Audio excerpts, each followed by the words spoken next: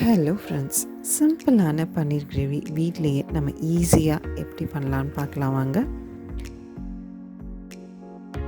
ஒரு பவுலில் கொஞ்சமாக பாதாம் முந்திரி போட்டு சூடான பால் ஒரு அரை கிளாஸ் பால் ஊற்றி ஊற வச்சுக்கோங்க.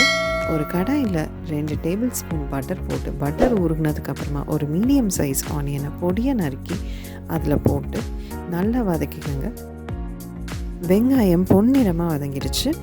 இப்போது இஞ்சி பூண்டு பேஸ்ட் ஆட் பண்ணிக்கலாம். இஞ்சி பூண்டு பேஸ்ட் ரொம்ப கம்மியாக ஒரே ஒரு டேபிள் ஸ்பூன் போதும். அதையும் சேர்த்து நல்லா வதங்கினதுக்கப்புறமா ஒரு மிக்ஸி ஜாரில் 2 தக்காளி, கேஷ்யூ, பாதாம், பால் எல்லாத்தையும் ஆட் பண்ணி நல்ல ஒரு ஃபைன் பேஸ்ட்டாக கிரைண்ட் பண்ணி இதில் ஆட் பண்ணிக்கோங்க. காரத்துக்கு தேவையான அளவு சில்லி பவுடர், கொஞ்சம் உப்பு எல்லாத்தையும் கலந்து ஒன்றா மிக்ஸ் பண்ணிக்கோங்க.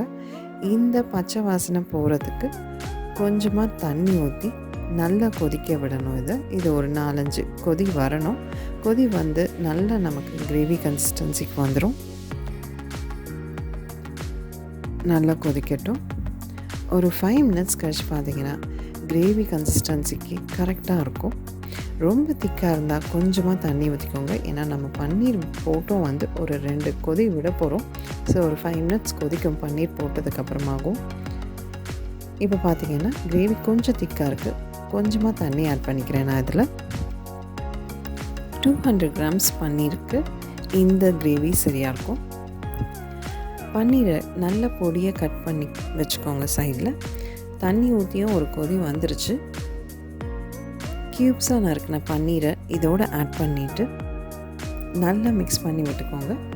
இதோட க்ரஷ்டு கஸ்தூரி மேத்தி, ட்ரை கஸ்தூரி மேத்தி கிடைக்குதுல்ல, அதை வந்து க்ரஷ் பண்ணி ஆட் பண்ணிக்கோங்க. இந்த டைமில் சூடான ஆயிலில் கொஞ்சமாக சில்லி பவுடர் போட்டிங்கன்னா நமக்கு ஹோட்டலில் கிடைக்கிற அந்த கலர் கிடைக்கும்.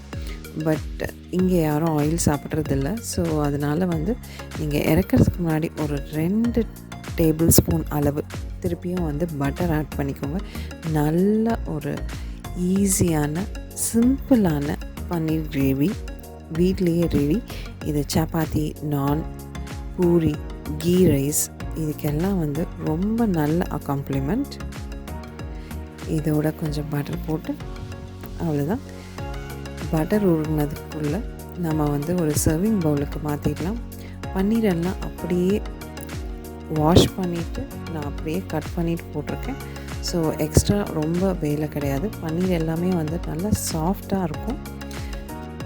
நீங்களும் வீட்டில் பண்ணி பாருங்கள். Please subscribe to our channel. Thank you for வாட்சிங்.